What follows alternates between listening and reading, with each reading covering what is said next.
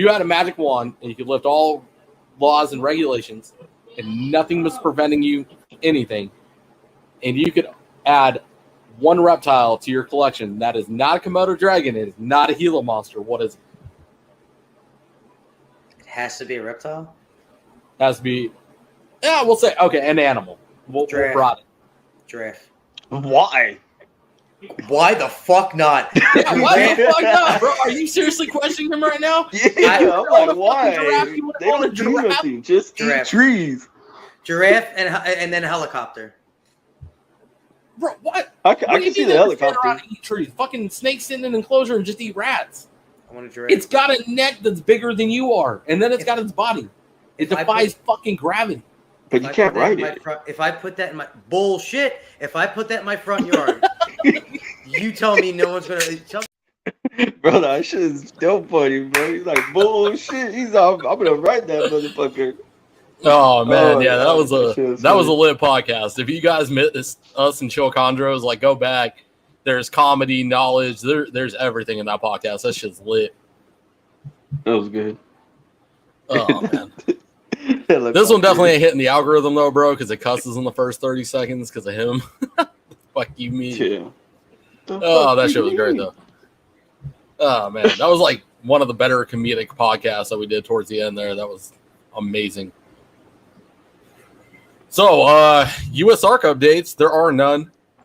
Nothing new on alerts outside of the Lacey Act. There hasn't been an update to it. I haven't heard much on it. To my knowledge, it's going to be the same go-around that we've been through time and time again now, where we're just going to step up, shut it down, go through the ringer, tell them they're stupid. Here's why they're stupid. And, you know, stand our ground. Like I've been saying, though, we just need to, man, right now is the time for us to take a breath. But as soon as we release that breath, we need to get on the up and up. We need to make sure that everybody's doing their part. We're keeping everything clean cut. Basically getting out ahead of what we can get out ahead of. Like, we just have to step it up as a community. You know, almost feels like we need to go on the offensive at this point, because this is just getting old. But anyways, good news is there's no new active alerts. So we're doing something right outside of the Lacey Act. It is open season, I guess, on the berms again, the python hunting in fucking Florida. You know, because that's always the solution. Just go out and kill the invasive animals. Don't come up with an actual, what is the word I'm looking for? Working solution? You know what I mean? Because obviously it's working so well that they saved the environment, the ecosystem down there, and they've gotten rid of them. And anyways, but yeah, what you got, Chris? What you got cooking down there in Texas besides yourself, bro? We all know your AC is out. Yeah, it's hot in here, bro. I'm all dying in it. Hey, make sure you kill your heat sources, bro. Yeah, dude. I actually got to figure out if I'm going to drop the heat in here a little bit more, because it's actually hotter in here. Yeah, exactly. You're not accustomed to the temperatures rising, so kill your heat sources. They'll be all right.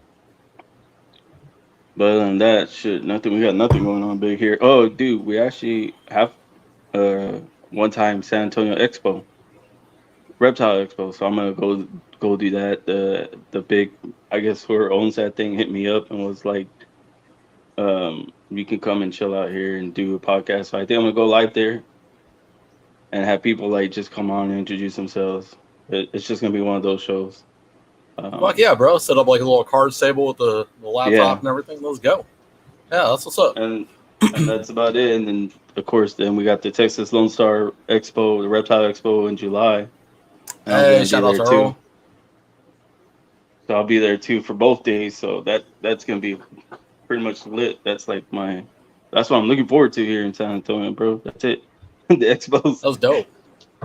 And then on that, I mean, I don't know. Working my ass off, bro. I need to get more reptiles. Need to get rid of them ball pythons, bro.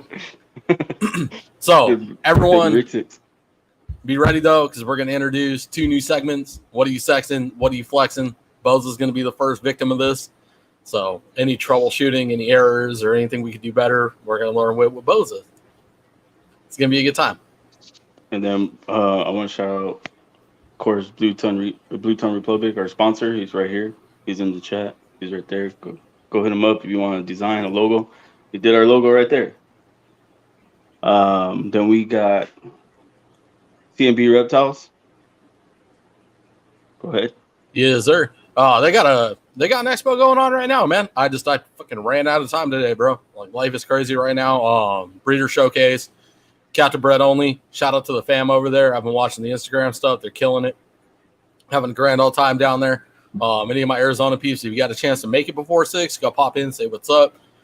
Shout out to the whole CMB family. Those, literally a family away from a family over there. Anytime I step foot in those doors, man, it's just it's lit every time.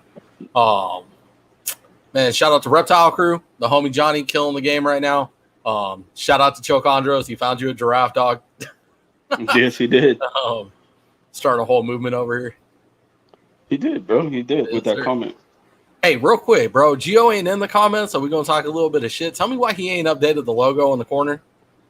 Oh, yeah. No, actually, he didn't send me the new one, dude. He didn't send me the new one. So that's on. Yeah, he is slacking. Man, that boy getting a demotion. Anyways, right. Who's next? KC Labs, right? KC Reptile Labs. Type in Flexin. You get 50% off any order and substrate, anything historic, pretty much. Then you got Ship Your Reptiles. Type in Flexin 23. You get $15 off. You're shipping out your reptiles. That's good. Hit them up. They also will inform you if it's hot or cold that day. If you need a heat pack or ice pack, whatever it may be, they have great service to help you out. On that, we also got South Bay Reptiles. We got our boy Josh, who got my shirt. And then did he add the new one? No, he didn't add the new one. Yeah, he did. It's on there. Not here. No, it's not on this one. No, and we got Legion Tactical. They make guns. They do, gun stuff. And he also makes shirts. So he will be making some of our shirts, which is badass. And it'll be inside the material, sublimation. It's in the material. It's not on them, like in between. You won't feel it, pretty much. It's badass. Are we missing a sponsor? No, I don't think so. Yeah, I got Shipper Top Other than that, that's it. I think that's it. Well, you ready to pop off on this new intro, bro? Let's do it. Let's bring in Bosa too while we at it. Bosa, get in here. Like he's gonna jump in here. All right. Let's go. Let's do it.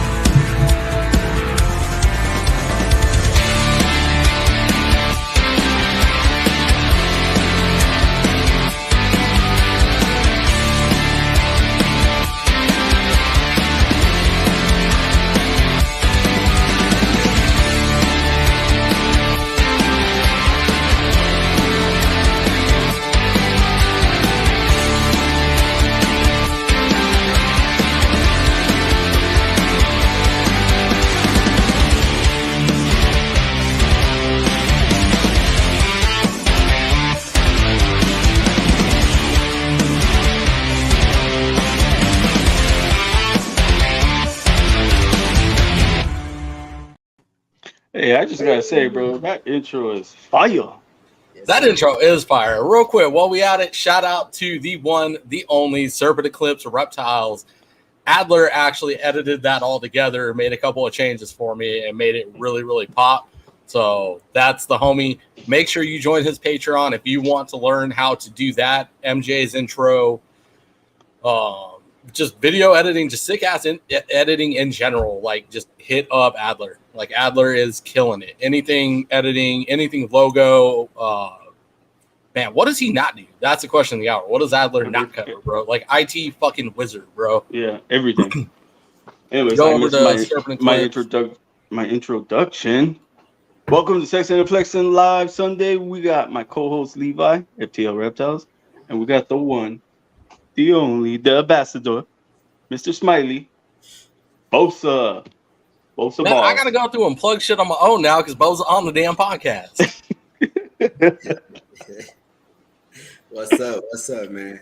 How's everybody doing today? Shit, dude, I'm doing good. I'm doing great. I'm just sweaty. I may have to get up in a little bit, go get a fan, but we good. I don't know what Levi is doing over there. I'm trying to plug the damn Patreon for Adler. All right, I'm not used to this. He's trying to plug in something. You got anything else to say before I ask a question? Nah, go ahead, bro. You do your thing. I was, for those of you who don't know Bosa, go and follow this man. And Bosa, they don't know you. Tell them who you are. Let's see what you gotta say, bro. I doubt they don't know me, but right. Bosaballz, Instagram, TikTok, YouTube, everything's the same. Want to give a shout out to mi familia, the V Unit. You guys ain't joined it, subscribe to it. You got to check it out. It's awesome networking that Emilio has going on. Check that out. Oh, there he goes, the villain himself. I recommend it. So, I hope you guys are able to check it out and see if it's convenient for you. So, shout out. If it's convenient, bro. Like, what an honor to be a part of something associated with Emilio, bro. It is, and I like it when someone goes in there, tries it out, and ends up staying because they see how real it is. It's way more the benefits that you gain there than anything else. So go ahead and try it out. And shout out to everybody here, man. The support is awesome. I see everybody in the chats. I'm not gonna mention everybody by name, man. I just fighting the flu, getting over it. So excuse if I'm a little slacking. I'll do it on Bosa's behalf. Shout out to FTL Reptiles, Emilio, his brother. What's up in Florida? Shout out Florida. And did I say that right? Clover Reptiles. Shout out to the family, mi familia, Clover Reptiles, Alvaro. What's up, brother? Thank you for being here. We got Mitzi. We got Reptile Hutch. Man, I haven't seen Hutch in forever. I'm glad you're here, brother. Miss you. Right? Like, we don't have a ginger around anymore, bro. Like, it's fucking weird. Hold on, real quick. Before I shout out anybody else out, can we go back to Emilio real quick? Because I was talking to that man, bro. Like, I hope everyone realizes, like, Emilio's been big, right? He's been a big name. Emilio's extremely intelligent, carries himself well. But as soon as he hit social media, this man has exploded, bro. Like, his growth on top of, like, how big he already was, like, where I know there was conversation, not in a bad way, but, like, Emilio was capped. Yeah. And then he was like, nah, hold my beer. Watch this shit. And now he's to, like, 5, 6, 7, 8, just unlock this massive potential that was sitting there ever since he hit social media, man. Like, what an experience to be a part of. To have Emilio on our shows, to be able to know him up close in person, it's an honor, man. Yeah, and honestly, being authentic is part of it. He's real authentic. What you see is what you get. So shout out to him, man. Definitely much respect. For real. Damn, we got Joe in the house. We got the whole fucking V unit in here. Yeah, we got Joe Stefano. What's up? Yes, what is it? Meteoric serpents? Did I say that? Yeah. Is it meteor or meteoric? I thought it was orc, but I don't know. Shout out to Brian from Heathen Hatchery. Brian, is there what a heathen? And Brian, then of course Bosa's wife. His wife's in the chat, guys. Tell her what's up. Show her the love. Can you imagine having to put up with Bosa on a day-to-day basis, bro? It'd be too much. Hey, now that I've been sick, I've been like a little baby, bro. For real, though, bro. We get a fever, and all of a sudden, it's fucking game over. Oh, it's meteoric. Yeah, meteoric. You know what, bro? I'm just going to ask this question. Take your question, because that guy wanted a giraffe, bro. I want to know what Bosa wants. Why? Oh my god, bro! That's my wrap-up question, you asshole. Bro, I'm out here stealing my shit. Now I gotta reformulate my whole fucking game plan. Good job, Chris. I hope you're fucking proud of yourself. Anyways, Bosa. So let me ask it the proper way, without long restrictions, because obviously we're gonna get deeper into this conversation about the state that you're in. Well, I don't even want to call it a state, the shithole that you're in. If none of that existed, what is one animal that you would own? Could be reptile, could be a fish, could be a mammal, could be a bird. A giraffe. And it cannot be a Komodo dragon. Everybody's already answered that damn question. We over. Kangaroo. That is awesome. Yeah, so why a kangaroo though? I'll probably sit him outside in front of Marco Rubio's house, see who wants to come out for a boxing match or something. Yes. All right. So Bosa done brought it up. Did you guys know that in Australia? Damn, I wish Fry was in here because I'm sure he backed this up. Did you know that in Australia, their nuisance, like their vermin, they're like the equivalent of our fucking pigeons. Like people want to kill them and get rid of them. They're constantly digging up shit and just destroying yards and bouncing over fences and just ruining people's days, bro. Like where we think this animal is such like we got all pumped, right? Like if you told somebody from Australia that they were going to own a kangaroo, they'd probably punch you in the throat. Bro, I could see the only reason owning a kangaroo is to box it. Like, bro, that kangaroo will wreck you, bro. I know. I'll probably be knocked the hell out, bro. Drop kick you into another life. Bro, I would box it with a beer, man. Be like, oh, at least I didn't knock my beer up. All right. Anyways, calm down, Kangaroo Jack. What's up, So, Ray? You will put it in front of Rubio's house. That's actually a really right there. clever idea. Just let him go at it, you know. Man, what about DeSantis though? We got to include that motherfucker in there too. Man, I think for the Santos, we need something a little more with a fear factor to it, you know. We'll put the Komodo dragon over there, dog. There you go. Show them what a real scary reptile looks like and what they're capable of. We put iguanas on his front house, man. What you talking about, bro? Bro, he probably got iguanas out there. He just mad they climb in his trees, bro. That's the only reason you don't like iguanas. Let's be realistic here. All right, so anyway, go ahead, Bosa. No, I was gonna say, man, he comes out of his house. He's like, man, I thought we were sedating these animals. What are they still doing here? You mean euthanizing, bro? Killing viciously? Shouldn't even say euthanizing. Bro, I don't want to picture animal dead, so I say sedating, sleeping. You get it. Oh, whatever.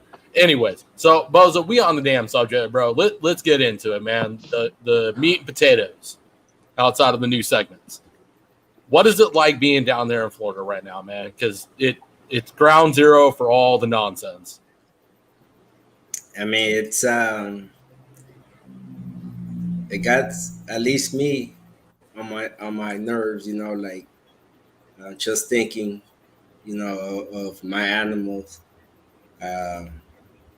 You know, I don't know how long this fight will last. I mean, how close to losing our animals we are. It's like, honestly, don't want to get any new animals in, you know, especially I wanted more boas and stuff. And at this point in time, it's like, I don't want to risk it, you know, not knowing the uncertainty of the future is, you know, just bothers you. You know, you can't sleep at night not knowing what's going to happen.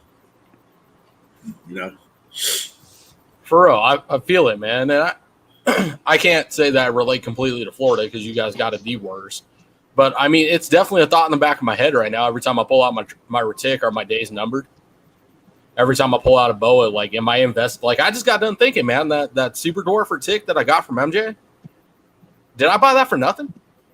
You know what I mean? Like, it's definitely a thought process that I've had lately, and I don't like it, man. It's scary to sit there and think that potentially I may have bought this animal for nothing because by the time she's ready to breed, I may not be able to continue doing that. Like, yeah, it's a badass pet. Don't get me wrong. There's no regrets, but at the same time, it's a thought process. Every time I pull out the mainland, you know, What if I decide, I do want to breed mainlands? And then all the boa projects I have lined up, what if everything goes to shit?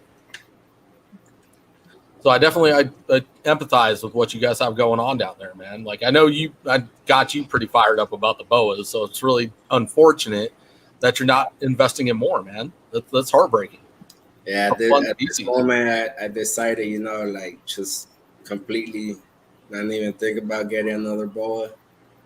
Uh, you know, just see what comes out of it. Hopefully, uh, we're able to make an impact in loud enough to where we're heard. You know, it's the reason it's extremely important to support USR and USR Florida.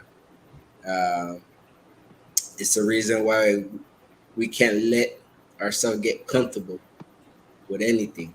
You know, any small victory is just getting ready for another fight. You know, never settle down or anything, and it's important to educate the people out there that may think differently. Uh, because the sad reality is there's more people that doubt helping US Art and US Art Florida than the people that are members of it. And it seems strange the number of reptile owners, breeders, keepers, shops compared to the number of members that there is. And No, for real. Let's talk about that, Bosa. Right? We just did a podcast. We were successful in educating our guest, Chocondros, on USR. Right? So let's get the message out there again, though, because now we're on the opposite side, right? Because all three of us are USR members, USR Florida members, heavily invested and heavily supporting of the organizations. It's a false mindset, right? That USR and USR Florida aren't doing the job that people were saying that they are, right? Because some of the rumors are that Phil Goss isn't a reptile keeper. That's a popular one. That's false. He is a reptile keeper. I still couldn't begin to tell you what he keeps. I don't have time to sit here and do the research. I do know he does, though. And all the good that they do, right? Like, yeah, there are losses. Everybody's going to take a loss. Like, we're not flawless in anything that we do. But look at the wins. Like, let's take the last Lacey Act, right? We won that. And a lot of that was thanks to USR. We wouldn't have never known about the most recent Lacey Act minus the one that we're up against now if it wasn't for USR. That would have blown through like the Patriot Act in the dead of night. Like, I don't know how many people on this podcast that are watching it right now understand politics or pay attention to it. But if you guys remember the Patriot Act, that shit slipped through in the dead of night. Like, it was like the next morning you're waking up and the act passed. Congress conveyed at night. It was literally the dead of night that they did this. And it was the same tactic that they were trying with the last Lacey Act. It was like 3,000 pages deep in the most recent whatever Bills Act or what. They were trying to slip it through. And if it wasn't for USR, like, literally not a damn person would have known about it. It would have passed, and all of a sudden we'd be playing catch up. Like, oh, hey, guess what, Bosa? We can't own our boas anymore. Yeah. And it's about the way you see stuff. You want to just look at the losses and say, well, all they do is lose, or you want to look at the wins, the small victories that make a big difference, a big impact on us. I was able to go to my first meeting here in Miami, and I was able to see Daniel and Phil and Elizabeth at work. I sat there not too long because I had to pick up my kids from school. But I'm put it this way: my ass hurt it from sitting down there. It was cold, You can imagine them being there all standing, sitting, coming out, coming in, talking, speaking, getting in line, making, Daniel, I think Daniel has it the worst of everybody because it seems like they pick on him more. And he's out there. He's out there working. Phil was there, paying attention to everything that's being said. And it's not just, okay, I'm gonna go there for a little bit and leave, whatever. No, they're there all day, and they travel back home or to get ready for the next meeting. It's they're not sitting down, not doing anything. I got to see that for firsthand. So I It's not a got vacation. yeah, I gotta say that when you put those small victories together, you see what they did, and that's a lot of work that goes into it, a lot. And we can't just look at everything that's lost. Yeah, not everything's gonna be won, but how can we expect them to do more? There is no support or very little support. That's the reason, like sometimes I see Gary uh, doing giveaways for USR memberships. I've done giveaways, but at the same time, it's like, should we have to give them away? Shouldn't you be responsible enough to get it on your own? That That was my mental. way, we could have used that money as extra donation for USR, And Yeah, if someone exactly. does need it and is in need of it, I don't mind helping out. But if you're able to get it, it's $40 a year, and you get a shirt. So it's not even $40. Yeah, it's whatever the cost of the membership is minus the cost of the shirt and shipping. Yeah. So, I mean, I would, if you own, breed, love, like, not just reptiles,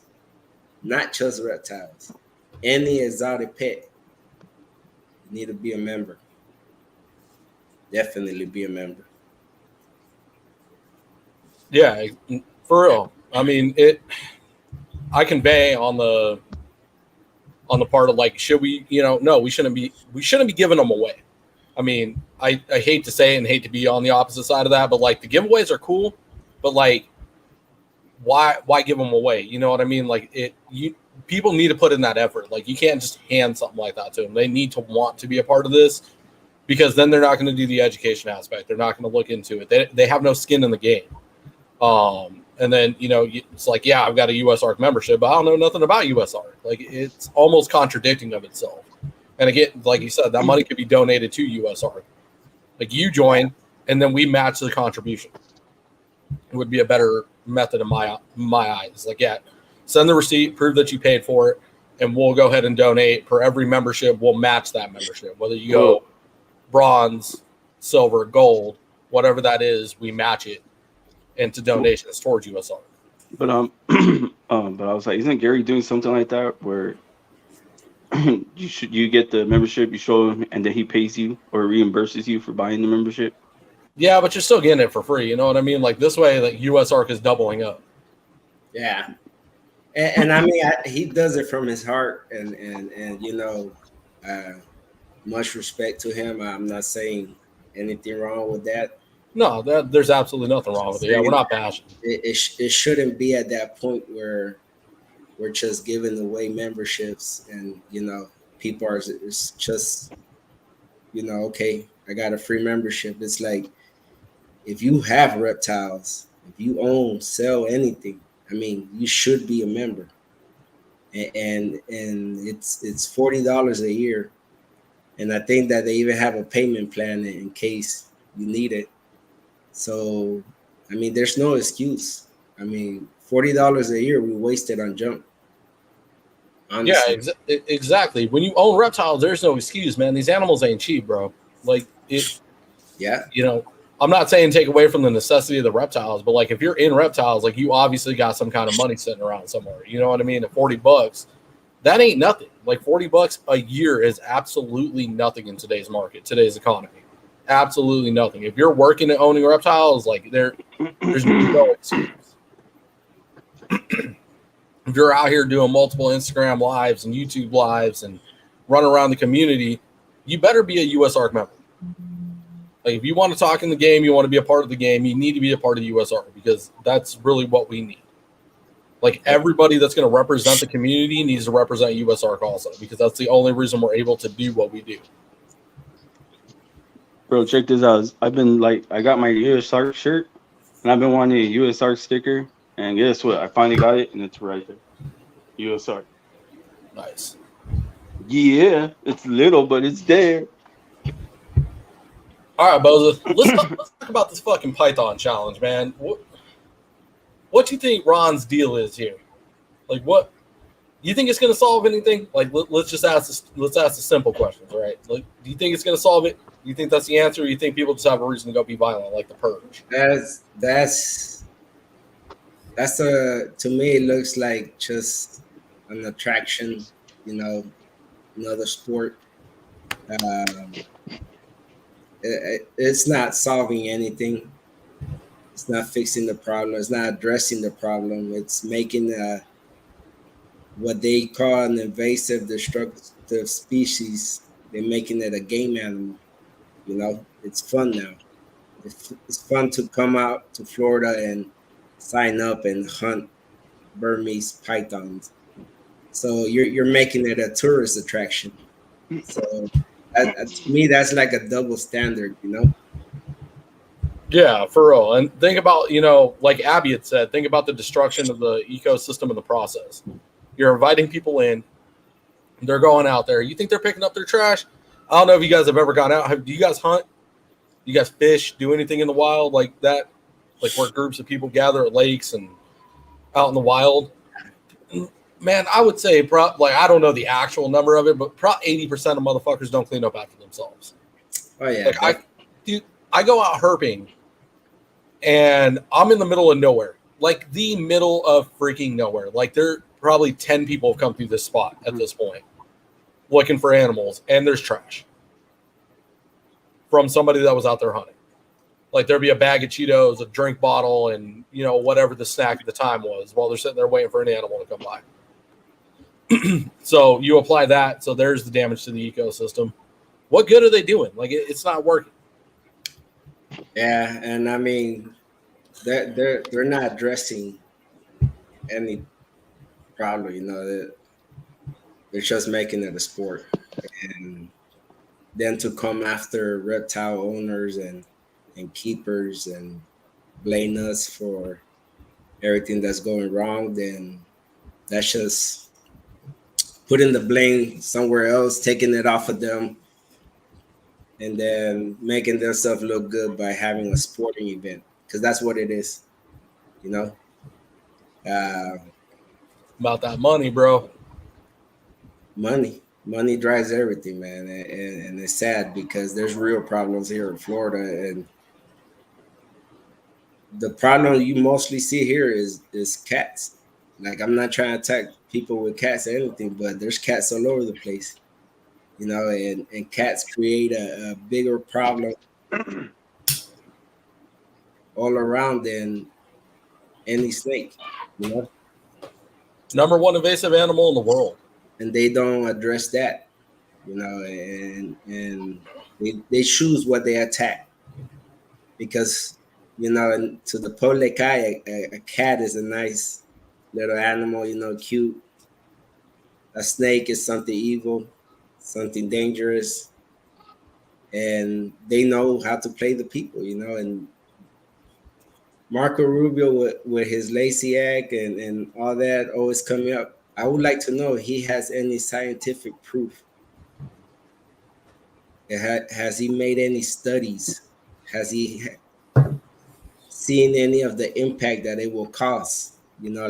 Or is he just wording things differently to help out his friends, or I thought USARK did ask him that, though. I thought he said no, he didn't have proof. I think that was during the most recent conference over the what was it, Bosa? The massacre, right? There was a handful of meetings, or no, it was for your guys' whitelist meeting. Yeah. Yeah, and I think Phil and Daniel called him out on that, and I don't think Rubio wasn't there, right? None of the major politicians were. That was just with FWC. They called it FWC on the scientific facts, but if FWC doesn't have them, damn well that DeSantis and whatever Rubio don't fucking have them either. No. And that's the thing too. Like, look at the land development, right? With whatever his name is, the leader of FWC. Like, I don't even care what his fucking name is. there's just a report that came out of all the damage that they're doing with his land development, but they're supposed to be protecting the ecosystem. Like, this whole thing is to remember the whole cause of it is to protect the ecosystem. They're not protecting nothing. It's about money. It's financial gain, whatever control that they can have. And it's not, it doesn't do anybody any good. They would damage your economy more than do anything better by adding a whitelist, by adding the Lacey Act. They're going to hurt the economy overall. There's a lot of money that moves around in reptiles. There is a lot. Yeah. Definitely. You're going to hurt mom and pop shops. You're going to hurt reptile shops. You're going to hurt people's financial pockets. Like, it just, you're right. There is no scientific backing. There's no numbers ran. There's nothing to back up what they're talking about. Like, the only thing that Florida's justified in is saying no more berms, no more retics in, no more out. Like, just stop importing, exporting until we can get control of the situation. And that's justifiable, right? Like, if they come to us and be like, hey, we need to stop movement. Nobody breeding, nobody selling, nobody buying, nothing more. We just freeze the movement, right? Everybody keeps what they got. We track them, put fucking tags on them because of how invasive they are. Because don't get me wrong, ain't nobody arguing that. They are destructive. We understand that. But a simple freeze, right? Just, hey, let's freeze it and let's all come together and let's figure out how to get control of the situation. Because yet they got the Python challenge. But let's go back to what Bosa said, right? The scientific studies. Where are the herpetologists that are getting involved in this? Did they go to, I don't know, I know ASU has a leading team, right? Have they come down to ASU and be like, hey, we need your guys' help. We need you to come down here. We need you guys to do some studies. We need to figure out how the most peaceful way to help control and eliminate the issue that we have of the pythons and of the bigger species pythons, right? The Burmese and the retics. We need to get them out of the ecosystem, or we need to start working on a long-term plan to at least cut it down to where it's little to nothing that's out there. What can we do? That's not what they're doing because there's no money in that. They're spending money because then they got to pay the ASU research team to come down. They got to pay whatever herpetologist, Steve Irwin, for example, right? Have they got Steve Irwin's son down there to come down there? Have they got the Australia Zoo involved at this point? Like, hey, can you guys come down here and help us? No. That's not financial gain. That's not in their interest. So no, they don't want to spend money. They want to make money. They want to develop on land that's, killing animals and have a bunch of, like you said, a sport. Come down, hunt the big scary snakes that are so evil. Yeah, I mean, that's all. That's what it's all about. That python season, hunting, whatever they want to call it. It's just a sport to make money and attract tourism here. So yeah, it's stupid, man. All right, so we don't sound like a broken record, right? So, Bosa, out of curiosity, right? Let's say they did the restrictions and everything else. Would you own a retic or a berm, a super dwarf, or a dwarf berm? If I had the space, yeah. Yeah, you would. Oh yeah, you know it. Cool. Having the space and everything that I need to keep it healthy, I would definitely have one. So now that I got your curiosity piqued, right? What are the possibilities of you moving out of Florida in the next couple of years? That you just say, screw it, I'm out of here. It's a subject that I've been bringing up to my wife. She's been surprised because I've always said I wouldn't leave Florida. But now it's something that I have been thinking about. I've been looking at different states, try to see, what's best, but at the same time is whatever happens in Florida can easily happen anywhere else. So the best thing to do is keep fighting, keep supporting. But it seems like none of these other states are on us as hard as Florida, though. You know what I mean? For whatever reason, I think Florida has the upper hand because it is the perfect environment for invasive species. You know what I mean? Like they do have the evil factor. You know what I mean? Arizona really does. Well, we had a slight issue with tegus for a little bit. Like Texas doesn't have a very good large breeding ground for the animals. So it's just, I understand why you would move. if you did, right? Yeah. Or stay and fight, man. And by the way, Ray, yeah, I've heard that from a lot of people, man. But like I've seen a lot of videos of people that do go out herping, they do fight. You know, I think it depends on the time and the place, much like herping is. You know what I mean? Sometimes it's the luck of the draw. Yeah. Goddamn people in Arizona finding all these badass rattlesnakes. No, I can't find none, man. Pissing me off. I found nothing. I would say I feel what both are talking about though, like stay and fight for what's right, fight for what you believe in.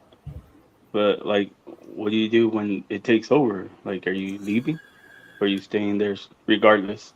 If I mean, I don't put that energy out there, dog. I'm not trying to do, but I'm just saying, I don't see it happening. In my head, I just, I see that we have to fight. But I mean, in any case, I'm willing to consider moving from Florida to Arizona, right? Matching PJs. Matching PJs, dog. PJs, bro. My man. Me and Bo's are gonna go out herping and matching PJs, dog. It's gonna be the most lit fucking herping vlog in the world. Right, for real, that'd be funny as hell. Speaking of herping, right? I've been wanting to introduce this. So, Boza, do you go out herping out there in Florida?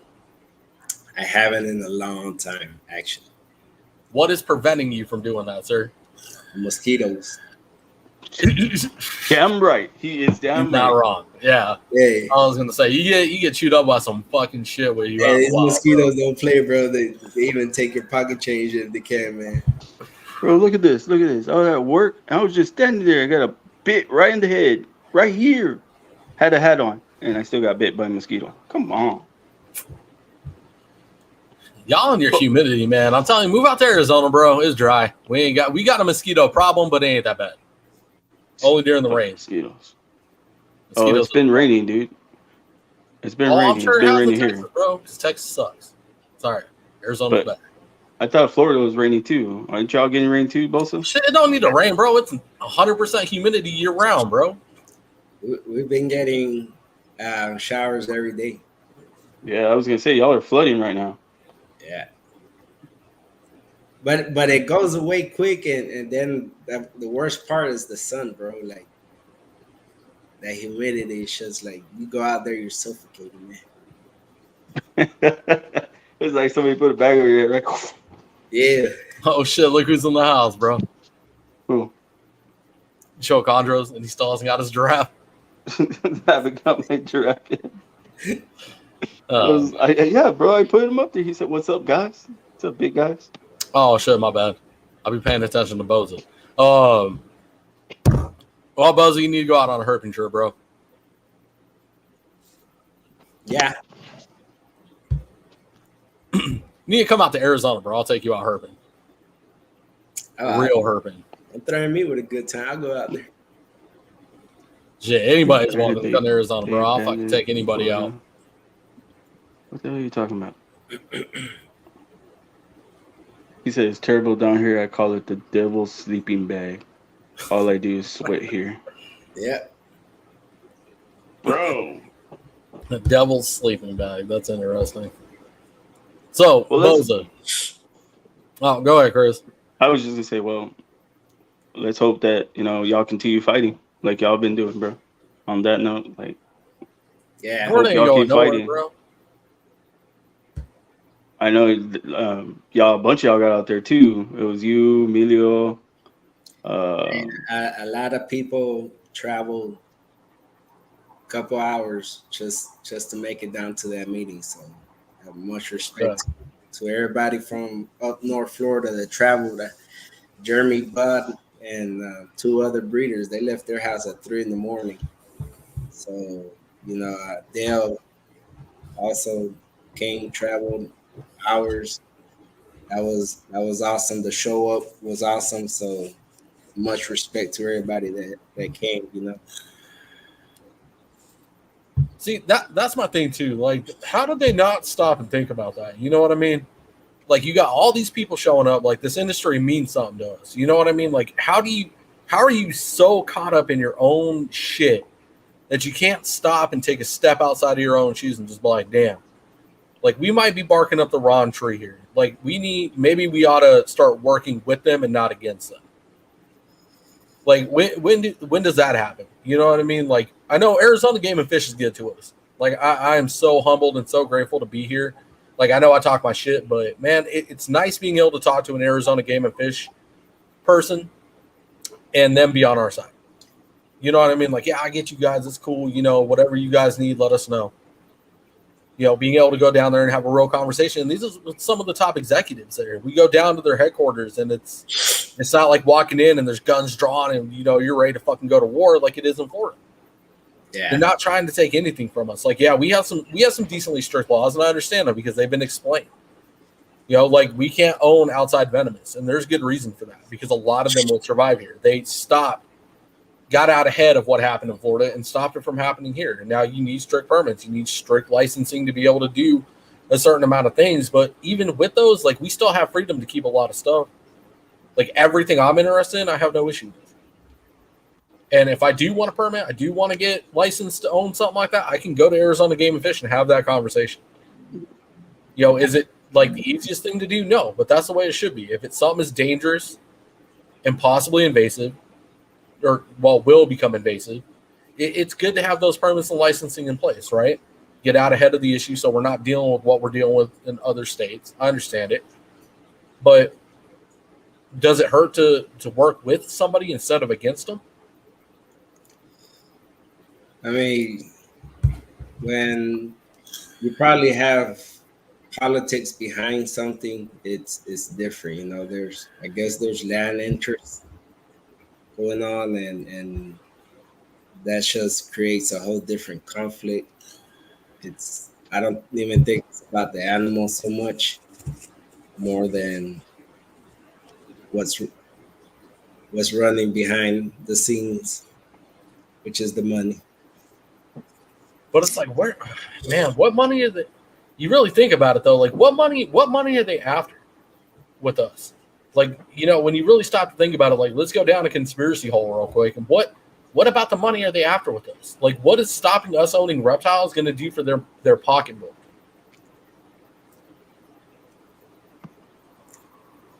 You know, maybe that's what we need to start looking at. Maybe that's a question we should ask more often. Is what are they after? What do they gain from this? Yeah. Nothing does like crushing people's hopes and dreams owning reptiles, even our future, like the kids. I don't think that's their idea though. I don't think that's what they're after though. It's always about money, bro. With the government, think about it. You used to be a cop, you know. It's all about money. I know it is, but what I'm saying is, well, we do make money, dude. There's money made to be in the industry, but if they're not making it, if they're not making any profit, if anybody's not making any profit, what's your goal? You're going to try to shut it down. You know what I'm saying? Facts. So if they're not getting any money, they're going to shut it down because they want something. No, that's all I gotta say on that. I smell what you're stepping in. Yeah. I mean, pretty much. I'm out pretty much. That's pretty much it. I'm calling it on this subject. We hit the end of the road for now. We'll come back if needed. But we got Bosa's aspect on Florida. We got the meat and the potatoes. Now let's get down to the sides. You know what I'm saying? You feel me? Bosa, the question of the hour. Why don't you have more boas, bro, away from the Florida aspect? Fuck them, bro. Get more boas. Bro, if I could right now, I'll probably have more boas than ball pythons, to be honest. Now tell me why that is, Bosa. Tell me why you would have more boas than you would ball pythons, sir. Is it safe to say your passion is drifting towards the boas? Since I got my first boa, it completely changed. You know what I felt about them. It's an amazing animal. I love taking them out, interacting with him. The ball pythons, you know, they're like an animal to chill with. You know, I put them around my neck, walk around the house or lay down, be lazy on the couch or something. But the boa keeps you on your feet, you know, and you're interacting with them, and it's an amazing animal. I truly would love to have uh, way more boas than ball pythons at this point. Yep, I feel that, bosa. I feel that. I want I'm everything feeling else. it. I'm feeling it, man. All these people that was hating on me for owning different species, I feel it. I feel it. Oh, ball pythons. Just saying. Right, you Boas, were all about the nannies. boas are life. So, Hey, I never said I don't like them. I said that, you know, it's different. It's he different. said one is better than the other. Damn it. Yeah, it's the love. I get you, bro. Because I was telling Levi, man, when I do anything with the retake, I'm making video, bro. That's automatic video. I pull her out, it's a video or a picture or something. I'd be like, Levi, check her out. And be like, man, she looked the same as yesterday. Fuck you, Levi. I love my blood too. You know, I love my blood, but Shit, you can have mine, bro. the boas are just something different. You know, so So let's say, right, again, let's go hypothetical. We erase Florida, Florida backs down, everything goes back to normal. What kind of boas? Where would you go? Well, it's not an if, it's a when, right? Let's say when you decide to go head first into the boas, what's your plan? What are you going to do? Are you going to get another normal, get your feet wet?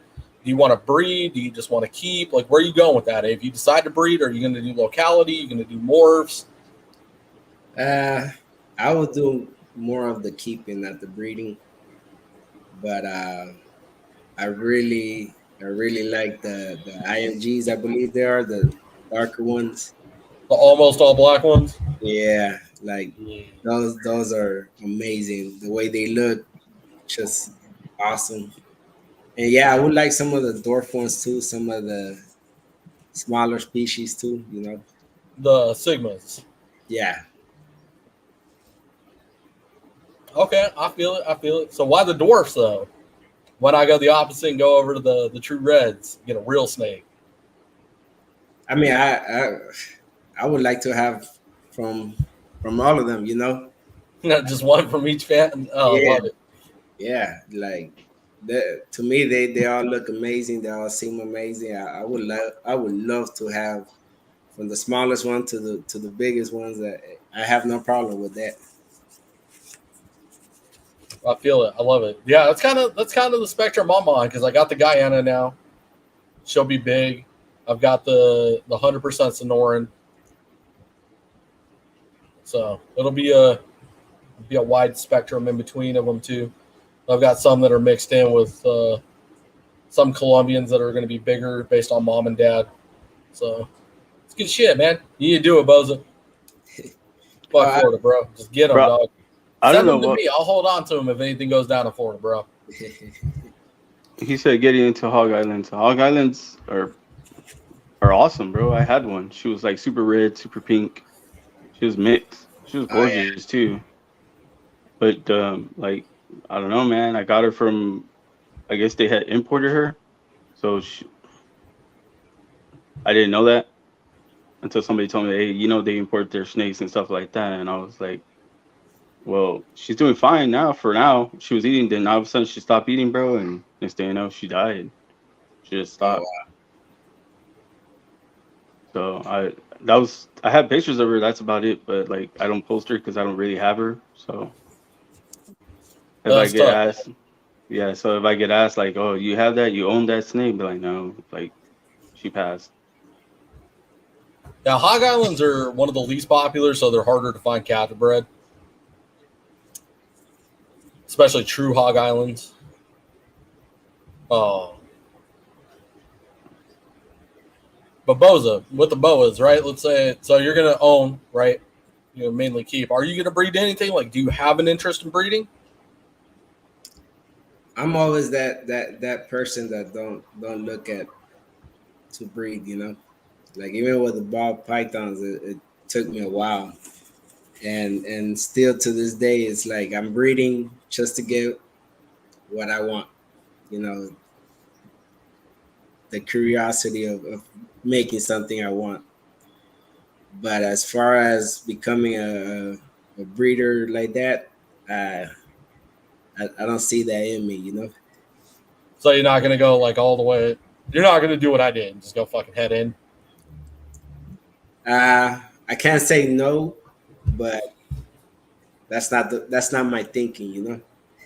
At this point, All right, Bosa. Hot seat question.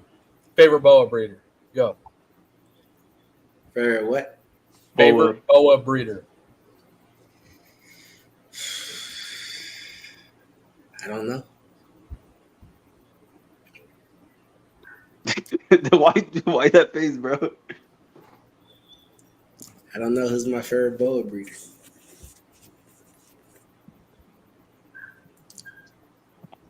I have one right now. If you like, I'll answer for you, Bosa. Who's your favorite boa breeder? Better answer this correct. You of all people. I think they're called boa afflictions. He said, "I think." How they your favorite? You think? No, I just don't know their name if I'm saying it right. Is that right, Levi? Who? Boa afflictions or afflictions? Boa affliction. Yeah. Yeah, he's a good breeder. I'll put him up in my top 5. Yeah, bro, his shit is fire. Go. Top 5. Boa affliction. Boa addicts.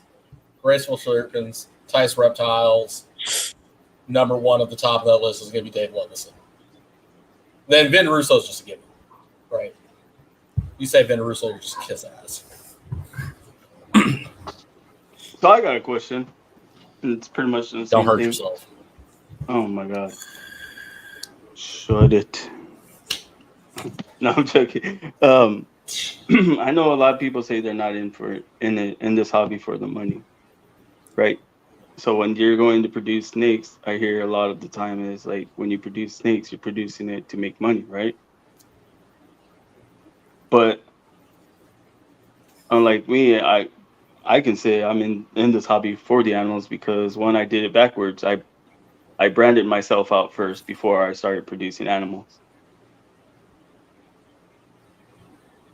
So a lot of people would say I did that ass backwards, but I don't know. I feel like I did that the right way.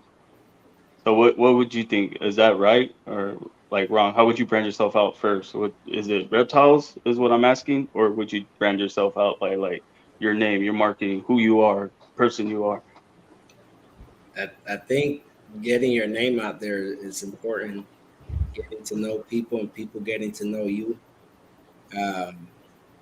is very important. The way you interact with the community from the beginning is important. You know, building relationship and networking. That's all important. You know, in the future, you want to make it a business. You're known. You know, and if you had a good name, a good standing in the community, you should have no problem selling anything that you make. So, yeah, I think it is important getting your name out there. You're most importantly just being in good standing with people, with your character, you know, and of course getting your name out there, your brand, but the, being just in good standing is important. Yeah, I just wanted to know because like a lot of people be like, well, you did it backwards. Like you could have produced animals, get yourself out there established with your animals. I said, yeah, but people just know the animal, not the person, right? Yeah, I guess everybody has different ways of doing it, but I mean, if you're already known in the community, if you carry yourself properly, have a good name. Once you start producing, it shouldn't be difficult to get your animals out there, you know. But the most important thing is keeping a good standing. You're keeping your name with a good reputation, you know, in the community.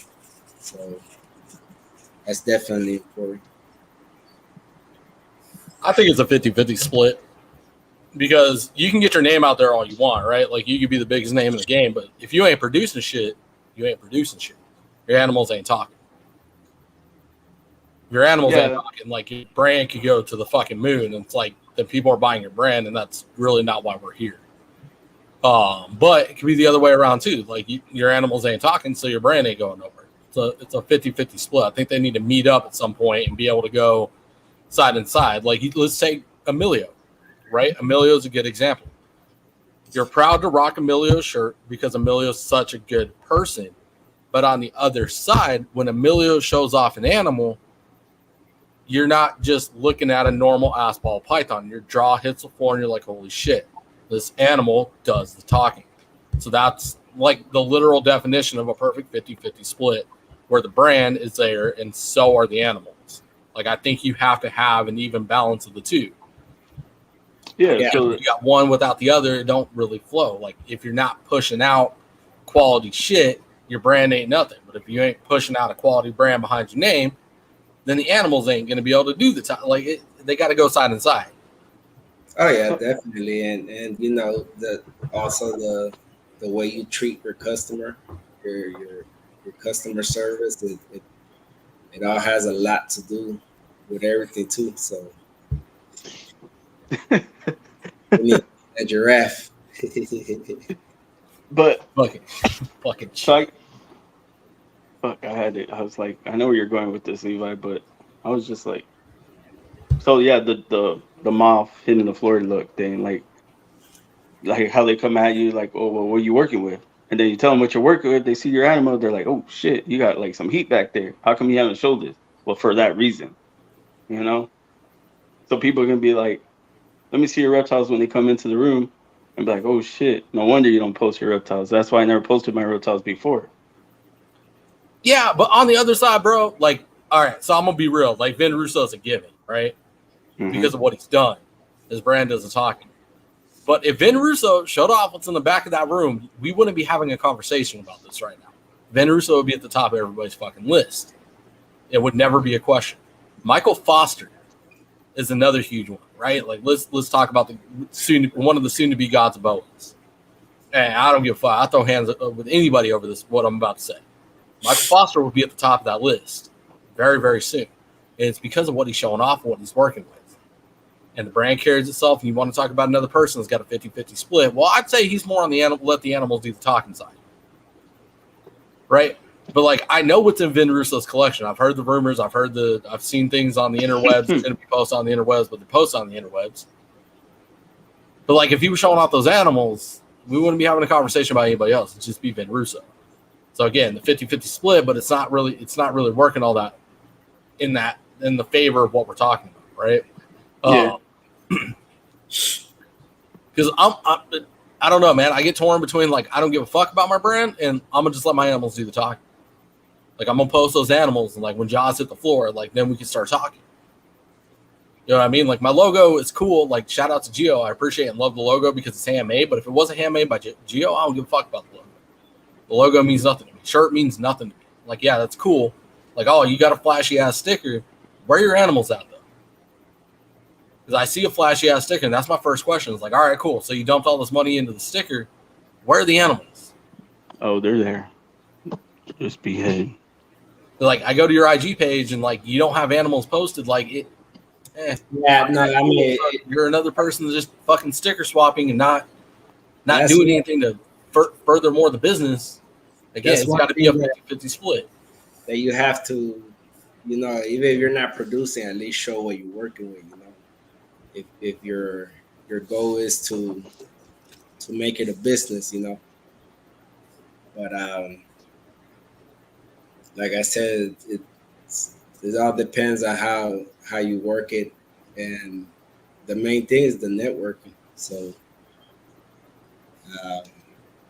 definitely have to show your animals out. Bro, I feel like it's networking, catching that algorithm, because like I did that video yesterday for me and Levi about our retics. I posted that shit on Facebook. It's already at 700 views and likes. Like, fuck. No, let me counter you there, and Buzzle. Let's see what you think. No. Yeah, catching the algorithm is great. Being popular is great. It don't mean you're going to move animals. You can have 1 million followers on Instagram. Don't mean that you're moving animals. You know what I mean? Yeah. Like, you got to, again, it's that split. Yeah, like, you gotta be even with it. Like, you can have some badass animals. Like, don't get me wrong. Most people don't that hit the algorithm. Let's be real.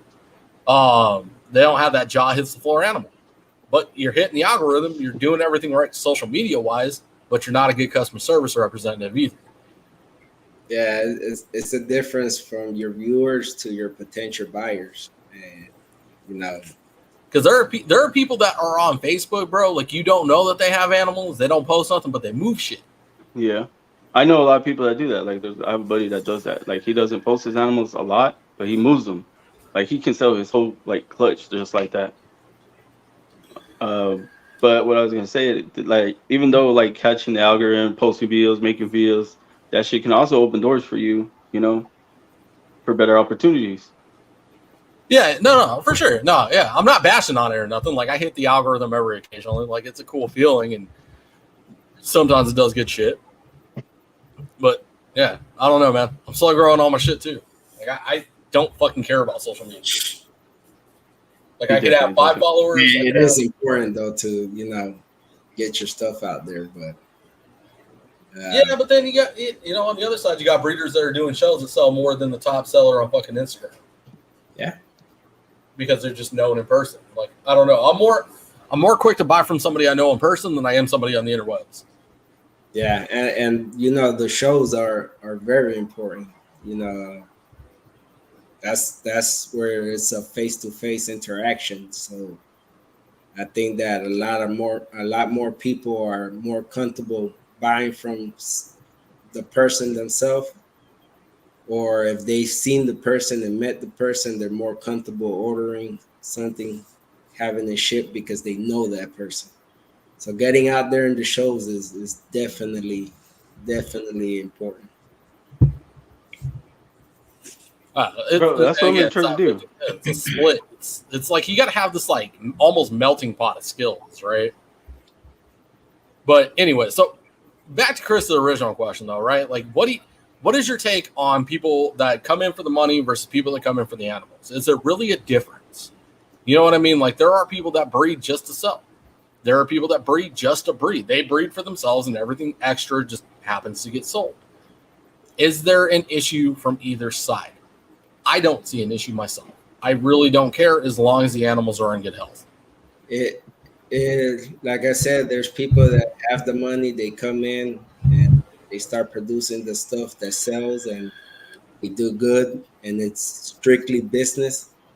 But the animals are well taken care of. The quality they're producing is top, and their customer service is good. So I see nothing wrong with it, The problem is when you come in just for the money, you don't care about the animals, you don't care about their health, you just want to make a quick buck. Then stuff start going wrong because you're not, caring for the animals. You have no passion for them, and you end up having to sell sick, animals, low quality, just to pet shops or to anybody just to get out of the business, and the ones that suffer is the animals. That's where the problem is. But if you come in just for the money, but you're taking care of your animals and you're producing stuff that is top quality, hey, more power to you. There you go. And I mean, the thing with this industry, right? Like, we're so quick to say, like, man, I'm probably going to get some backlash from this. I wouldn't be surprised if my follower count leaves or drops again. We're a cookie cutter industry, bro. You think about it, like, we take a bread man and stamp out this fucking cookie. That's the only way to do things, right? If it's not that bread man that you cut out, I don't want it. I'm going to throw everything else to the side. That snowflake shape, you ain't allowed to use it. Only use this cookie cutter. Mm-hmm. Right? Like, let's say I'm going to play with Chris's idea, right? Let's say that somebody gets in just for the brand, wants to be big on social media, but wants to be involved with the animals too. There ain't nothing wrong with that as long as you're doing it right, right? Like, let's say you got 5 mainlands and 5 boas. You don't breed, you just keep, but you want to be big on social media. You want to show off of animals. That's fine. But again, let's go back to what Gio was saying. Fuck the bullshit, animals first. Right? As long as those 10 animals are in great shape, being taken care of, your retics are in great condition, they're not overweight, your boas are great, they're not overweight, they're being taken care of, there ain't nothing wrong with that. You want to be a social media influencer and that's it, involve the animals? Let's go. Just make sure the animals are fucking on par. You know what I mean? And again, in all these aspects, we're letting the animals do the talking. Selling animals, you're posting that animal. Oh, I want that ball python. Oh, I want that boa. Oh, I want that retic. You're on social media, just trying to be a social media influencer, showing off the animals. The animals got to come first. Got to make sure they're in good shape. Got to make sure they're healthy. Like what Jay's Prehistoric Death is doing is fine. You want to be big on social media. You want to hit that algorithm. You want to be that fucking guy. That's fine. Just make sure your fucking shit's not obese and missing your face, man. Make sure monitors aren't shoved into 4x1x1 enclosures together on top of each other. Yeah. I mean, at the end of the day, it's about the animals. If they're treated right, they're kept right, they're healthy, then whatever your plans are on social media, then, that good for you, But if you're using them and not taking care of them, you have no business owning any animal. Yeah, exactly. And that's where I'm at. Like, as long as the animals are taken care of and the animals are put first, man. Animals first, let them do the talking, let them be they got to be the priority, even in a business, right? Like you look at Pida's life, right? He talks about on lives all the time. He's in it for the money. He's in it for the business side. But you know what comes first? Them animals, boy. I'll tell you what, you will never walk into that facility and find a sick, untaken care of animal. Yeah, but he has even goes for his feeder rats. If you see the way he takes care of them, it's top notch. He's always cleaning, keeping them healthy because they go into his animals and his animals need to be healthy. And like he said it. He came in for the money, and the animals he's producing are awesome animals. He's taking care of them, so I see no problem with that. Yeah, he's a straight shooter, bro. He's gonna tell you pretty much the truth. Like, hey, I'm here, and this is what I'm here for. It's the money. And he did. He was transparent when he did that interview too, bro. Yeah, no, he talks about it all the time, bro. What do you mean about after the sell, Chelsea? Be more specific. Like contact wise, like if the animal's sick, what are we referencing here? Or like after the sale, do we follow up? Do you ask for pictures to see how your animals are doing? Yeah, like,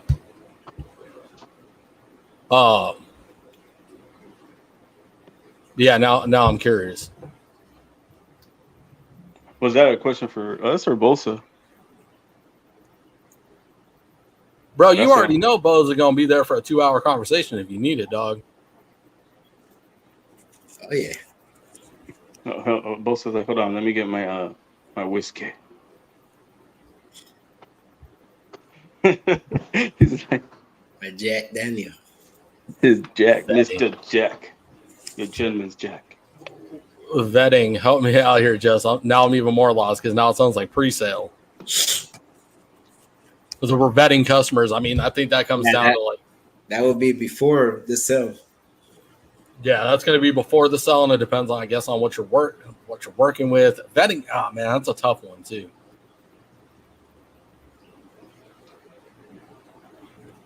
I think once you sell something or you're going to sell something, you try to get some information whether they know proper keeping of it, and if you can help them out with that, then that's not everybody buys their first pet knowing everything, but if you can provide them with that service, I mean that's even better, All right, Royal Collab. See you later, Wolfie. All right, Chris, ask you a question, bro. I know you got one. You was about to ask one. I was, but I lost it, bro, because you told me to wait. I tell you, wait. The fuck? How do you vet a customer at a super show at their care customer service? That was just a question. How do you vet a customer at a super show? I mean that's tough, man. But that's a whole conversation. I mean, we visit this one a lot, but like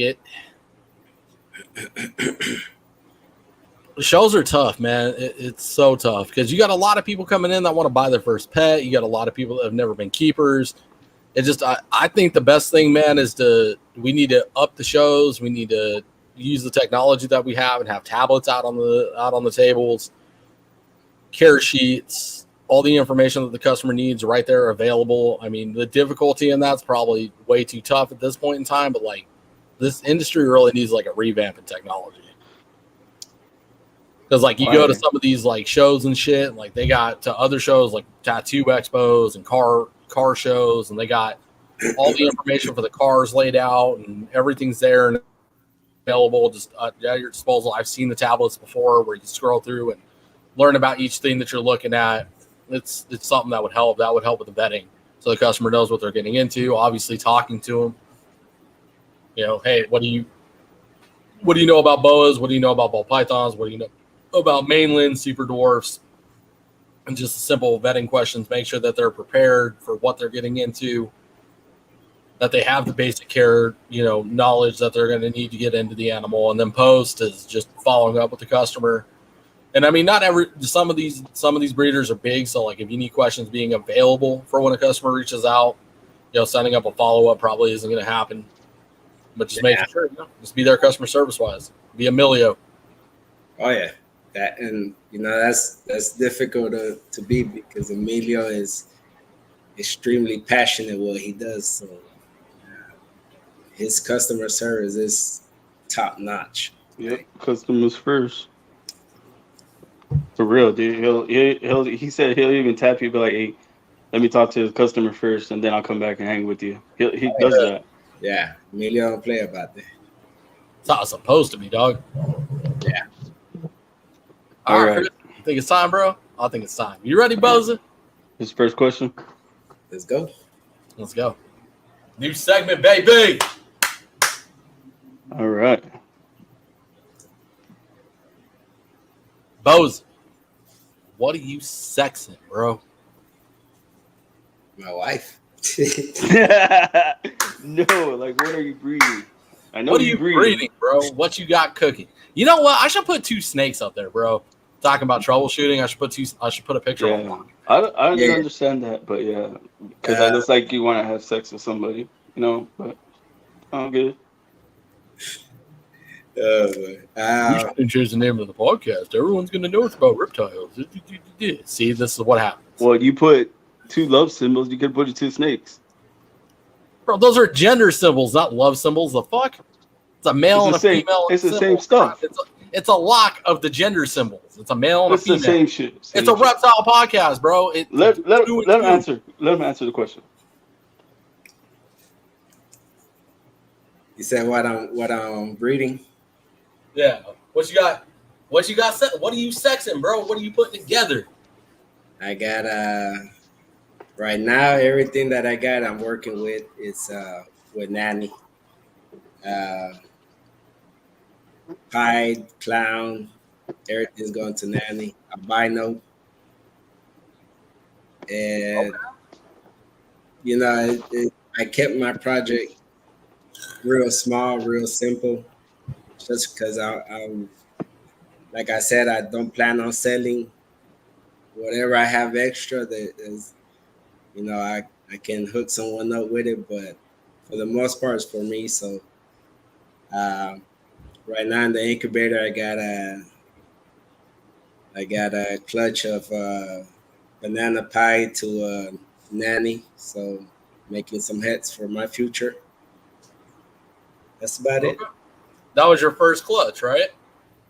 No, my first clutch was banana clown to OD Enchi. Oh shit, that's right. Are they out the egg yet, or are they still incubating? No, they're out. They're out. They're out. Okay. All right. So Bosa. They're out. You need to send me some pictures. We got to see these things. Yeah, right, Bosa. Where the update at, bro? What is this? Yeah. I got to take pictures, man. That was like he hiding him. Why, bro? Man, bro, you done hashed out your first clutch. Has anybody seen him yet? I don't Yeah. think so. Who? Who? Yeah, for real. Who? Oh, you cheating on the? Oh, you cheating on me. You know what? You know what? Y'all don't be checking my TikTok. On Bro, my Instagram. TikTok is trash. Y'all don't check my TikTok. I was gonna say he don't believe me. Y'all don't hit that like. Nothing. I see how it is. Bro, TikTok is trash, dog. And no, motherfucker, you gotta send it to the group chat. Do you know how many people we follow, bro? Anyways, Didn't I follow the group chat. I bet you sent it to Emilio's, huh? Oh, damn, Bosa cheating on the fam, bro. Bro, he was like, he didn't even answer. He didn't even know how to answer that. He sucked in air. He was like, oh shit. Damn, Bosa, I see how it is, bro. Damn. I'll take some updated pictures. I'm just playing. We good. Anyways, all right. So your first clutch is out the eggs. Your second one is incubating. When are they due? July 12th, I think, or July 16th. Cool. Are you gonna hold everything back, seeing they're gonna be heads? Most likely, yeah. So what? Maybe 2-3 years from now, we're gonna see banana pied nanny on the. Hopefully, yeah. All right. Who else is working nanny, bro? Are you the only person working nanny? Because you're the only person I hear talk about. No, there's a few people. It's just not something as popular. You know, if you know me, I don't follow the trend. I go my own way. No, bro, I appreciate that, Bosa, especially with like the boa projects I got. So I get you. You know what I mean? Like working. Did he freeze? So there's like 6 people, right? 6 people that I know on record are working with the Red Pastel project. Myself and Patrick are 2 of them, and then I 4th and 5th, and there's still somebody out there that's working that I don't know. But I get where you're coming from. That's exciting though. Congratulations. Do you have anything else locked up? Are you expecting anything else, or is this it? Just the 2 clutches? For right now, I think that's it. I didn't want to keep breeding anything, being that mostly everything would probably be a holdback. So I don't want to get overwhelmed with hatchlings. Okay. I feel it. Got to watch the space, bro. It's always an issue in this industry. Yep. I know a lot of people always say that, like, they always got to watch their space. But I know a lot of people also say, like, if you have to watch your space, then why are you breeding? Have you heard that? That's just dumb. Yeah, I've heard that whoever too. is saying that, bro, like literally is a part of the problem. No, it was like, on a pack. It was on a podcast, and I'm not gonna say, but I was just like, what? Who said it? Call him out. Let's go. Yeah, right, bro. We're not about that. He said that, bro. No, I wasn't me. No, I heard it. That's why I'm saying it. If I hear it, I'm gonna be like, spaces. Man, that's important though. Like you can't be popping out fucking clutches and going to buy ARS racks tomorrow. Like you gotta have it planned out. Yeah. Like you gotta have the rack there already. You gotta have the tubs ready. Like you gotta be prepared for what you got coming. Like a surprise clutch, like a female that didn't take, like that's fine. But like if you're just fucking pairing up snakes, you're like, fuck it. When the eggs hatch, I'll get everything. You're literally a part of the problem. Like you're just flying off the seat of your fucking pants. Like that's not how this works. I had enough females to just pair and go crazy pairing, but you got to think responsibly. So I limited what I was breeding. Yeah, like you gotta respect. You gotta be prepared for what you're getting. Like a litter or a clutch that's way bigger than you were anticipating. Like that's fine. But like just pairing up snakes and laying fucking clutches and just like I'm gonna fly out the seam of my pants and hope to God I can get the rack in time. Yeah. Fuck out of here. Hey, do you got calico, Bosa? I got one calico. A nanny calico? No. Oh, I was like, I got a nanny calico female. Calico. Do you hear me? What was it? I said I got a nanny calico female. Oh yeah, send it. I know, for real. She's probably gonna give me one more clutch, and it's only her second clutch, and I'll send it to her. I'll send her to you because I'm trying to downsize on balls, bro. You can have her. Oh, okay. Well, hey, I'm throwing me with a good time. I was like, you could have her because I'm trying to downsize on, like I said, balls. Hopefully, I get another good clutch from her because she was a first time mom. So, and the dad was a ghost banana head pie. So we have ghost banana head pie calicos. Oh, nice. So, well, I only have one as a male. But I do have one more question. I don't know if you ever told your story about like what led you into the animals, or was there like a reason, like what I'm trying to get at, like something that happened in your life that led you to the animals? Yeah, you know, just going through a tough time, depression. I was overweight and just had nothing going for me. Uh, felt trapped, uh, kind of out of desperation. I just remembered one of my classmates.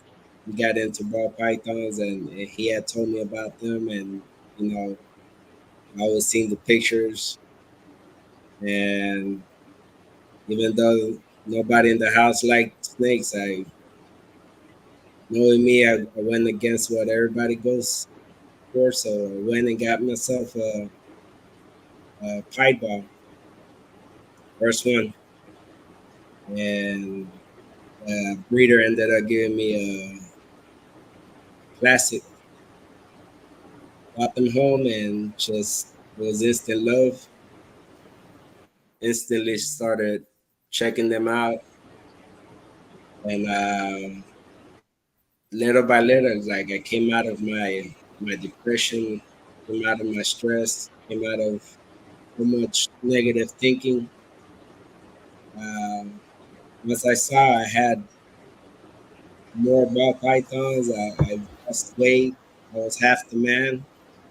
Uh, I was coming out of that darkness I was around, negative, just completely changed.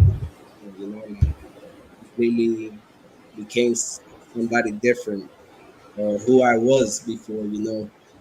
Before hitting bottom, and now it's like I feel like I didn't find the animals; the animals found me, and it's amazing. Like there's days that you, as a human, you want to fall back into that cave, into that darkness, and you have all this negative stuff going around, and then you just start thinking about your animals and looking at your animals and going in there and cleaning them up and then picking them out, and everything goes away. Like it's just once you get through your day, no matter the negative stuff that you have going on, and you guys have known that I've struggled with some stuff over here, and I've talked to you guys, and that has helped out too. But my animals, they've the ones that have helped me just keep my mind straight, concentrate on positivity. Damn, bro, that's real. That's what I was like.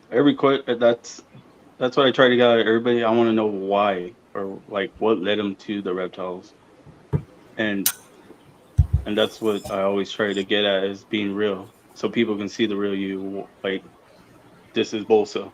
You know what I'm saying? Yeah, yeah, And bro, that like hit a lot because I get that too. Because right now I'm struggling, and I come into the reptile room and I just look at the animals and be like, you know what? It's only gonna get hard, but we can just face it, man. Just do it for them. yeah. I want to leave my kids with something, dude. So if if I ever leave like the podcast or whatever, or the industry, I still have something like a shop for the kids or my reptarium, because I want to do like a little reptarium, have them come in, see snakes, hold snakes, have a little party room, you know, stuff like that here in San Antonio. Because, bro, I can tell you that we definitely don't have shit like that. We have the aquarium, but the aquarium definitely doesn't do that. They have a party room, but they don't let you hold like, oh, they're what they're gonna do? Pull out a fish, be like, here, hold my fish. No. And the reptiles they have like a green cherry python, emerald boa, but they look sick, bro. Sick. Yeah, speaking of chondros, get a Chuck over there. Oh yeah, you saw that comment? He said Het Gentleton News. I'm so sorry. That was so badly timed too. I couldn't. I couldn't. Bro, he said you MFers need to speak a little slower with the more talk. Nanny, Bigfoot, Hershey, Jeep, Het Channel 10 News.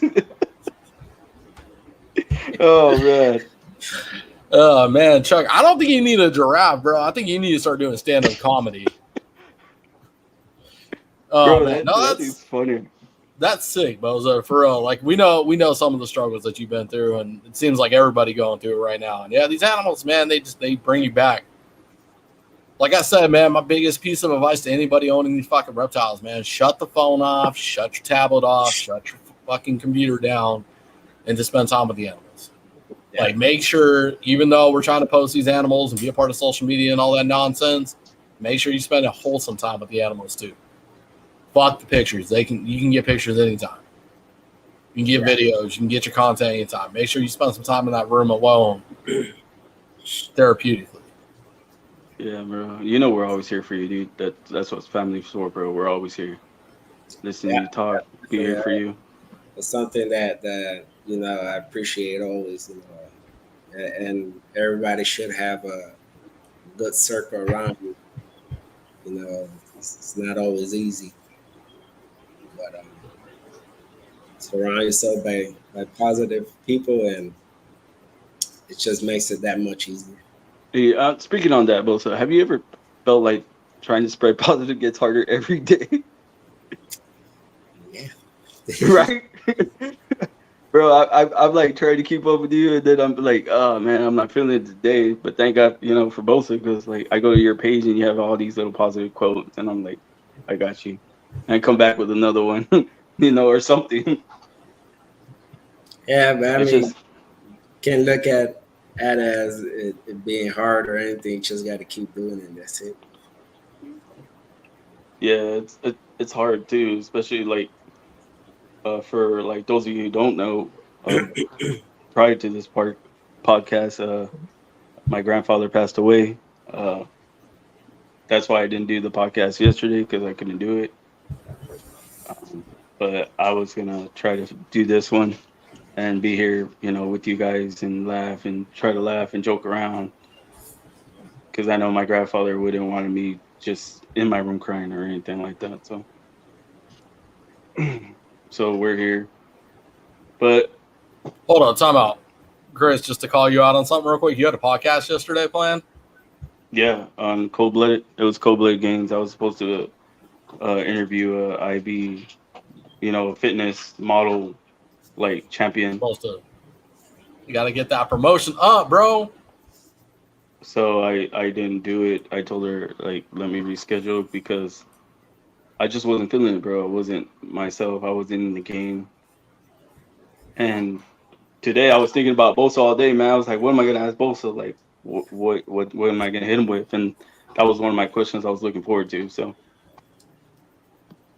I just wanted to know. Bosa, how do you keep your head so shiny, bro? Natural, bro. It's natural. It's called alien semen.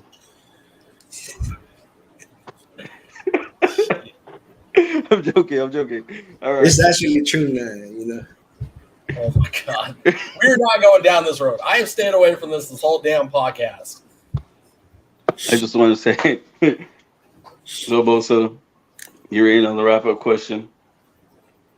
I would ask mine, but somebody asked it at the beginning of the fucking show. You could get another one. You're quick on the think. You're fly. Let's see it. Sometimes. No, you ask yours, bro. My Well, wrap-up question should be stealing your wrap-up question. Well, then ask my question. Go ahead, take it. I'll ask Oh, another fuck one. you. Ask your question. This Well, guy. I think of a wrap-up question because I didn't even think of a wrap-up question until now. It's a good thing I refreshed my memory. You know what? I'm gonna grab a drink. Ask a wrap-up question, princess. He's gonna go pee. Go pee yourself. Man, he's like a baby throwing a tantrum. I've never seen a giant baby throw a tantrum before. Giant. That ain't even no giant. You didn't even grab a drink. Where's your drink? Where's the drink? It's right here. Oh shit! That thing was invisible. You saw that shit? He's like right Bro, here. I can make one. Hold on. You guys want to see a magic trick? I can make myself invisible. Just move. Yeah. Back. That was a Chris magic Angel, trick, bitch. but anyways, so my wrap question was: Poor Bosaballz. after everything that's going on in the industry and and in the community, like, what is the one thing you would change? It could be anything with you. Sorry, you already know that. You already know. The possibilities are anything. It could be anything. What would I change? Nothing. Not the drama, not the good time, not the bad time. You know what? That what makes the reptile community, and makes you stronger, brings you together. Whenever there's stuff going around, it brings out the real people and sets aside the fake ones. So I don't think there's nothing to be changed. If not, we want to learn or grow from anything. The way I see it. There's another question right there for you too, Bosa. Bosa, what's your motivation in the reptile community? What gets your blood pumping with good energy? Man, I love when somebody creates something that they've waited years to create and they finally create it. I love when someone new comes in and they're helped and uplifted and they end up doing great in the industry.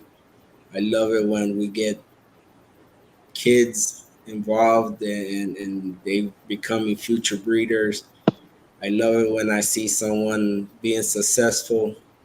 New breeders that are coming in and they have this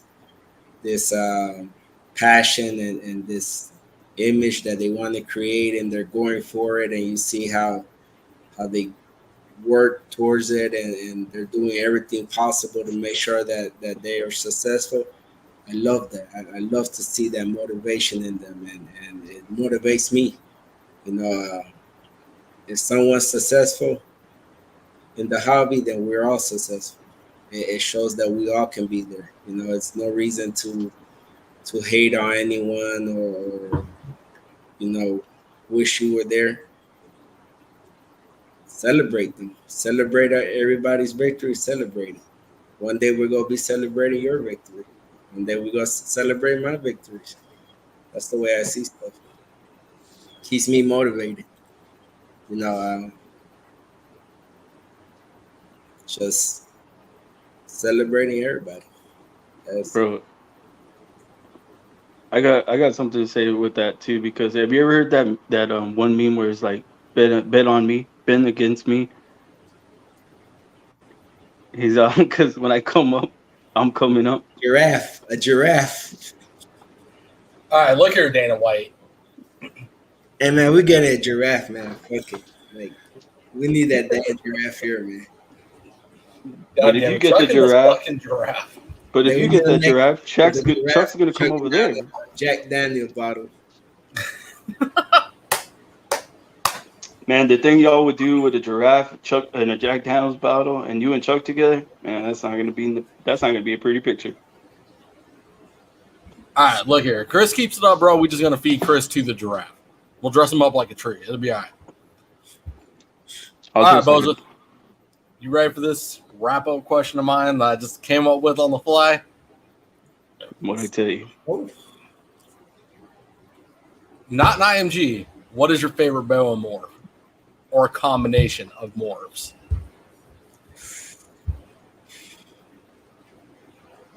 Could be one that you just admire. Could be one that you want to own. And price is not an option. You don't have to worry about price. You snap your fingers, you own it tomorrow. I think it's the Red Dragon. Is it? Ooh, Red Dragon, the blood. Hold on. The blood?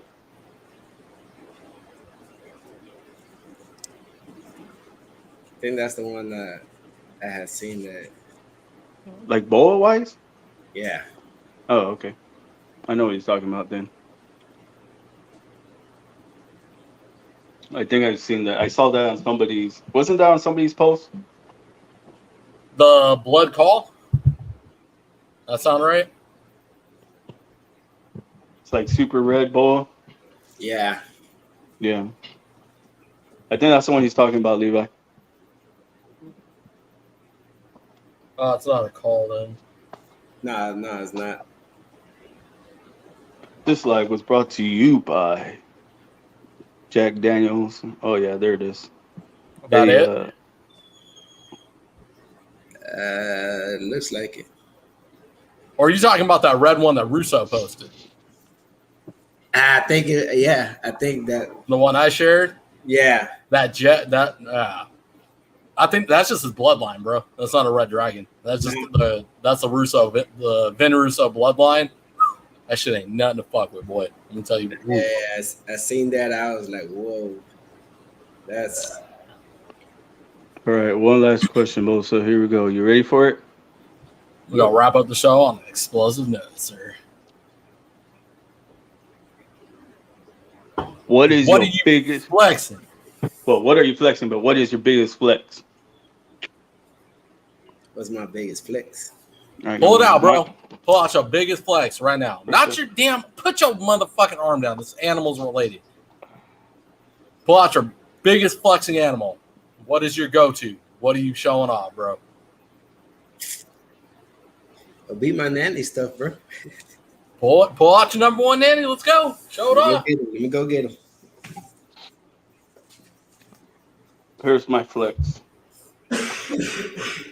See that right there? Hey, you know what we need to add? Can't take him nowhere. What? Yeah, you can. You can take me to the candy shop. Hold on, Had to, bro. That was all right. There you go. Problem solved. That was like the worst dad joke in the history of dad jokes, sir.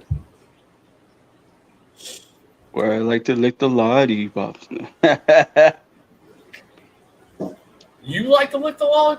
Anyways. That's a song, bro. That's what he says. Hold on, I'll do your job. I'm gonna solo Bozo out so he can flex on us, bro. Go ahead. A nanny clown.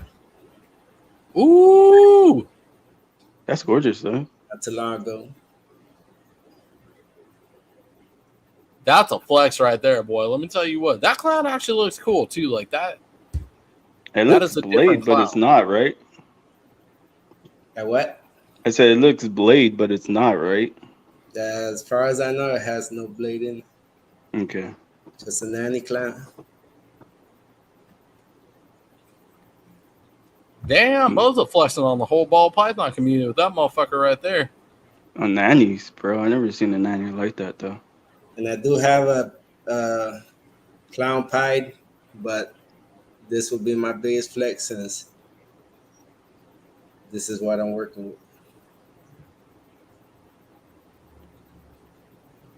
Oh, hell yeah. Let's go. Bro, that's gorgeous, man. Okay. I'm gonna put him back because it's cold. We're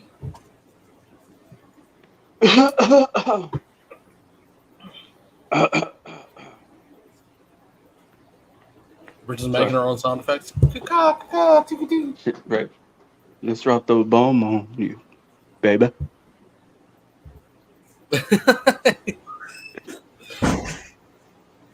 I'll leave that up for Bozo to come back to. Bro, what are you drinking? Is that a 3D? 3D's nuts on your face. No, I'm joking. What I came back to. Chris being a clown. Yeah, he was asking me if I'm drinking 3D, and I said, "Yeah, 3D's nuts on your face." Boza, you want to get inside of Chris's head for a second, bro? This is the theme music. Right, He's got a Afro little monkey Circus, clapping. Afro Circus, Afro Circus. Real quick, Boza, More Valley said you got his address, bro. Just let him know when to expect delivery. Yeah. Hey, Bosa. So, what is question that we didn't ask you that you wanted us to ask you?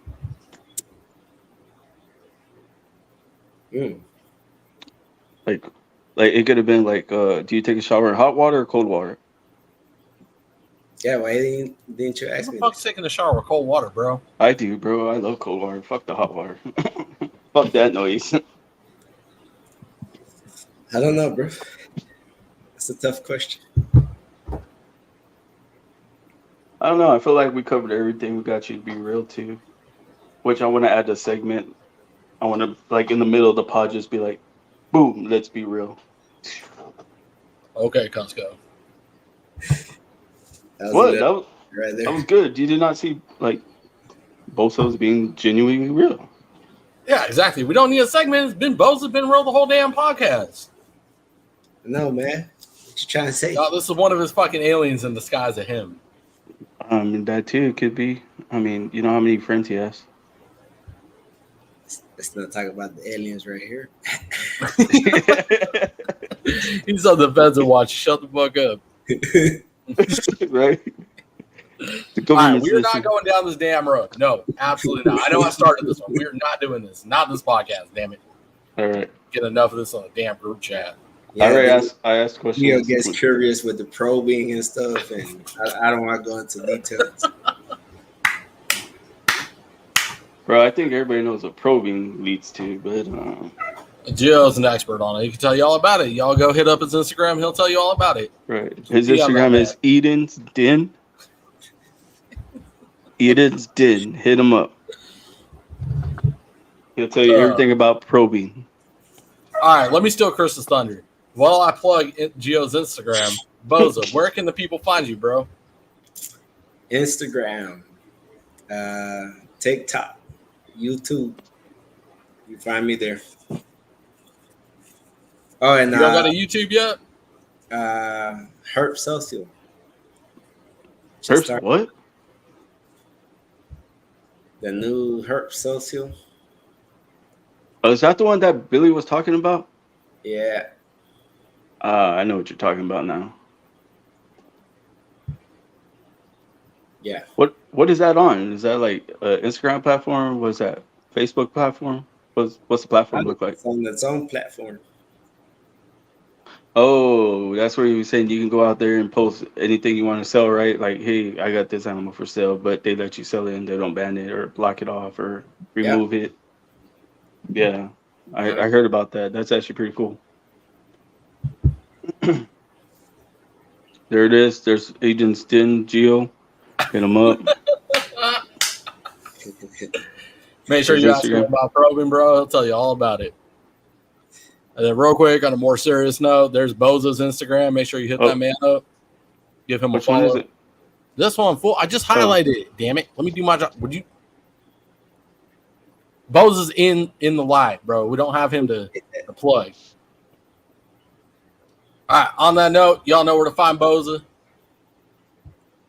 Instagram, TikTok, Herp Social.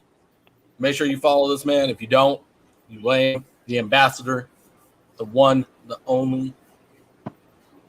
And thank you to the sponsors. We can't forget our sponsors: Reptile Crew, CNB Reptiles, Ship Your Reptiles, SB Reptiles, Blue Tongue Republic, KC Reptile Logs, US Arc Florida. I mean, they're not sponsors, but we support them. Can we give a round of applause one time for US Arc and US Arc Florida and all the things that they do for us? And Bosa, we love you, brother. Thank you for coming on. And before we out this bitch, can you flex? Sorry, flex, bro, I don't flex for him either. Yeah, flex. Really? Yeah, show us your alien arms. There we go. And we out, guys. We out. Y'all have a great night. Love each other, raise each other up. Stay positive. See you next week. We out here.